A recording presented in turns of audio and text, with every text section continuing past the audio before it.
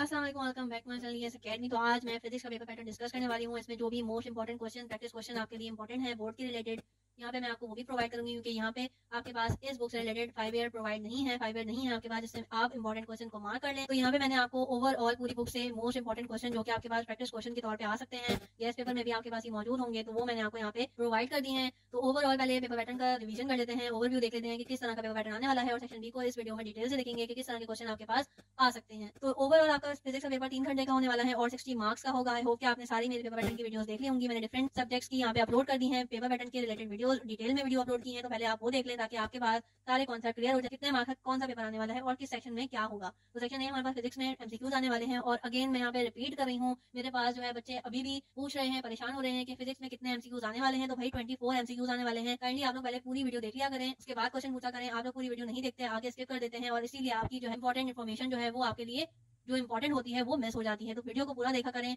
Section A हमारे पास 24 MCQs आने वाले हैं और एक एमसीक्यूज 1 मार्क्स का है। सेक्शन बी हमारे पास शॉर्ट क्वेश्चन आने वाले हैं, 24 नंबर का ये हमारे पास शॉर्ट क्वेश्चन आने वाले हैं, और आपने कोई 8 अटेम्प्ट करने हैं, और एक शॉर्ट क्वेश्चन 3 मार्क्स का है। सेक्शन सी की बात करें तो यहाँ पे लॉन्ग क्वेश्चन आने वाले हैं, और 12 नंबर के आपके पास ये लॉन्ग आने वाले हैं, और 2 आपने उसमें से कोई अटेम्प्ट करने हैं, ठीक है, और 6 नंबर का एक सवाल है। आई होप कि आपको तीनों ही सेक्शन डिटेल में क्लियर हो गए होंगे। अब चलते हैं सेक्शन बी पे और उसको डिटेल से देखते हैं कि कौन से क्वेश्चन मोस्ट इंपॉर्टेंट है और किस तरह के क्वेश्चन हमारे पास आने वाले हैं। तो यहाँ पे हमारे पास क्वेश्चन नंबर 2 से सेक्शन बी स्टार्ट होगा। Derive mechanical advantage of incline plane. आपने यहाँ पे मैकेनिकल एडवांटेज बताना है इनक्लाइन प्लेन के रिलेटेड, और इनक्लाइन प्लेन के बारे में भी थोड़ी सी डेफिनेशन आपने देनी होगी, जाहिर सी बात है कि ये क्या होता है, ठीक है। उसके बाद आपके पास है state quantum theory and dual nature of light, ठीक है। आपके पास यहाँ पे दोनों ही क्वेश्चन जो है वो आपके पास कॉन्सेप्ट रिलेटेड हैं। आपने अगर क्वांटम थ्योरी के रिलेटेड पढ़ा होगा तभी आप इसको यहाँ पे लिख सकते हैं, और डुअल नेचर ऑफ लाइट के बारे में भी आपने यहाँ पे बताना है। उसके बाद आपके पास है question number 4, how to convert a galvanometer. तो आपने यहाँ पे गैल्वेनोमीटर के बारे में बताना है, ठीक है, कि वो किस तरह से एमीटर और वॉट मीटर जो है वो होता है, ठीक है। इसके बाद आपने यहाँ पे क्वेश्चन नंबर 5 में है name 2 main defects of human आई, ठीक है।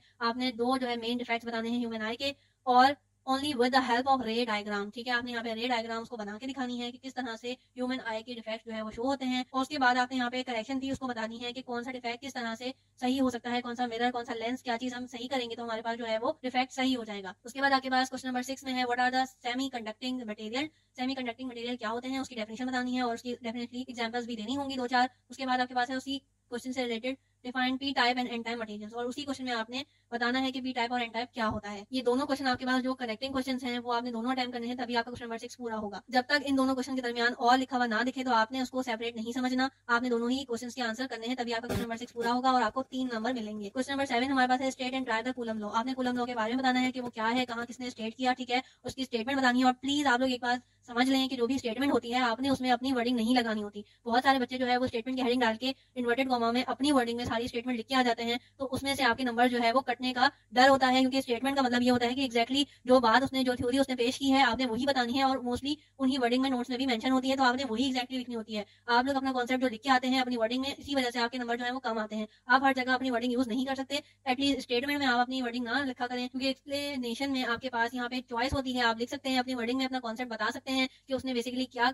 कहा था, क्या किया था, क्या किस मेथड से उसने परफॉर्म किया था, तो आप उसमें एक्सप्लेनेशन में आप अपनी वर्डिंग लिख सकते हैं। लेकिन काइंडली स्टेटमेंट में जब आप स्टेटमेंट की हेडिंग डालते हैं तो आप उन्हीं की वर्डिंग में उनको आंसर किया करें, जो भी आपने स्टेटमेंट पढ़ी है, स्टेटमेंट याद की है, आप वही लिखा करें, अपनी वर्डिंग नहीं लिखा करें। इसी वजह से आपके जो है वो मार्क्स डिटेक्ट होते हैं। यहाँ पे आपने कूलम्स लॉ की स्टेटमेंट बतानी है, उसके बाद आप एक्सप्लेनेशन देनी है कि उसने क्या कहा था, किससे रिलेटेड है। उसके बाद आपने यहाँ पे ड्राइव भी करना है कि कूलम्स लॉ का जो कॉन्स्टेंट है, किस तरह से पूरी डेरिवेशन जो हमारे पास छोटी सी थी आपने वो बतानी है कि वो बेसिकली थी क्या। क्वेश्चन नंबर 8 हमारे पास न्यूमेरिकल से रिलेटेड है। डिफरेंट तरह के मैंने न्यूमेरिकल यहाँ पे मेंशन किए हैं प्रैक्टिस क्वेश्चन में, डिफरेंट चैप्टर से रिलेटेड हैं, आपने उनको प्रैक्टिस की तरह से अटेम्प्ट करना है, क्योंकि इसी तरह के क्वेश्चन जो है वो आपके पास बोर्ड एग्जाम में आने वाले हैं, और मोस्ट प्रॉब्ली कि इसमें से भी 2-3 क्वेश्चन एक्जैक्टली आ जाए। कैलकुलेट द वेवलेंथ है, यहाँ पे वेवलेंथ के रिलेटेड आपके पास जो चैप्टर था उससे रिलेटेड न्यूमेरिकल है, ठीक है। उसके बाद आपके पास दूसरा है रिफ्लेक्टिव इंडेक्स, आपने बताना है, ठीक है। तो आपने ये न्यूमेरिकल्स को भी अच्छे से देखना है, क्योंकि थ्योरी के साथ साथ न्यूमेरिकल्स भी आते हैं सेक्शन बी में, और सिर्फ आप या तो थ्योरी की प्रैक्टिस कर लें तभी आपका पेपर पास नहीं होगा, क्योंकि आपने डेफिनेटली न्यूमेरिकल्स भी अटेम्प्ट करने होते हैं। आप सारी थ्योरी अटेम्प्ट करके आएंगे तो ओवरऑल 8 क्वेश्चन बन ही नहीं सकते, तो आपने डेफिनेटली 1 से 2 आपने न्यूमेरिकल्स तो अटेम्प्ट करने ही पड़ेंगे।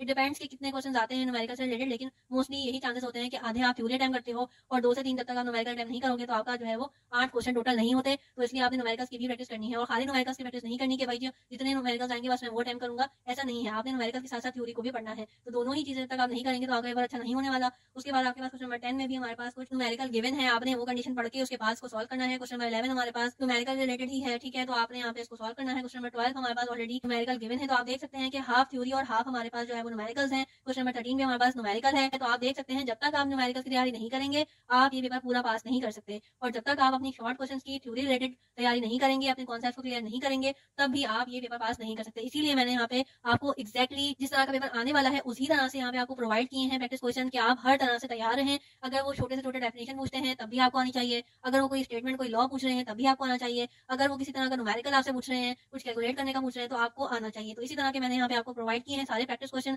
आपने इनकी प्रैक्टिस करनी है अच्छे से, ताकि आपके पास जो बोर्ड एग्जाम की तैयारी है वो बहुत अच्छी हो जाए। आपके पास फिलहाल जो है 5 ईयर नहीं है, तो इसलिए आपने इन्हीं प्रैक्टिस क्वेश्चन गैस पेपर से तैयारी करनी है ताकि आपकी अच्छी से अच्छी तैयारी हो जाए। सो इसी तरह की वीडियो देखने के लिए मेरे चैनल को सब्सक्राइब, क्योंकि अगर आप सब्सक्राइब नहीं करेंगे तो हो सकता है कि आपसे कोई मोस्ट इंपॉर्टेंट वीडियो जो है वो मिस हो जाए। यहाँ पे मैं आपसे मोस्ट इंपॉर्टेंट न्यूज जो अनाउंसमेंट होती है बोर्ड की तरफ से उसकी यहाँ पे सारी न्यूज शेयर करती हूँ, तो आपने मेरे चैनल सब्सक्राइब करना है ताकि आप कोई भी चीज मिस ना करें। आई होप कि आपको ये वीडियो हेल्पफुल रही होगी। तो इसी तरह की वीडियो जो है वो आप देखने के लिए मेरे चैनल को सब्सक्राइब, उसके बाद आपने इस तरह की वीडियो अपने फ्रेंड्स में भी शेयर करनी है ताकि आपकी और आपके फ्रेंड्स की अच्छी तैयारी हो जाए। टिल देन अल्लाह हाफिज।